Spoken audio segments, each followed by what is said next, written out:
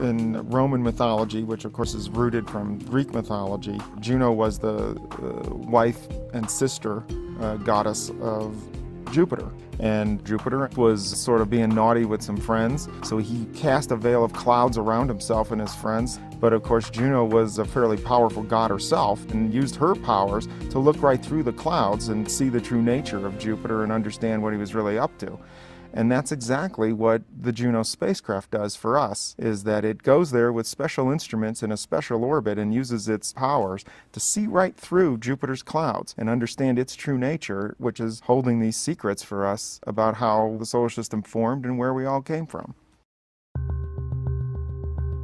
Juno spins like a propeller, where the propeller's kind of facing the sun because they're all solar powered.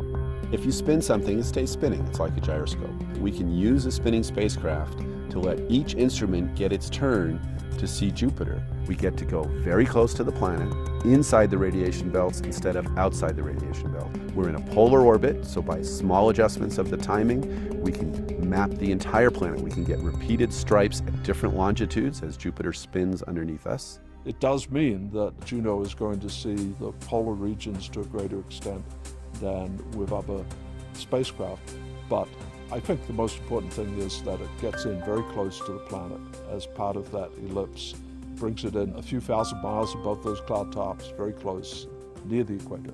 We're going to go over the poles of Jupiter. That means we can study the magnetosphere in a different way.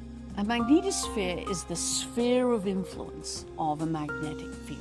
So a planet that has a magnetic field has a magnetosphere when its sphere of influence extends beyond the planet out into space and affects the region around it. The magnetosphere of Jupiter is vast. So if you think of Jupiter being 10 times the size of the Earth, and the magnetosphere is 100 times the size of Jupiter.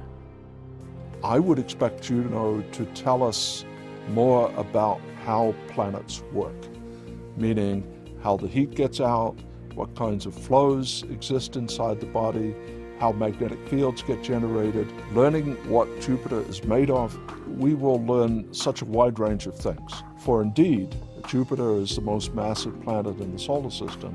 It is the body you want to understand in order to understand the architecture of everything else, including Earth.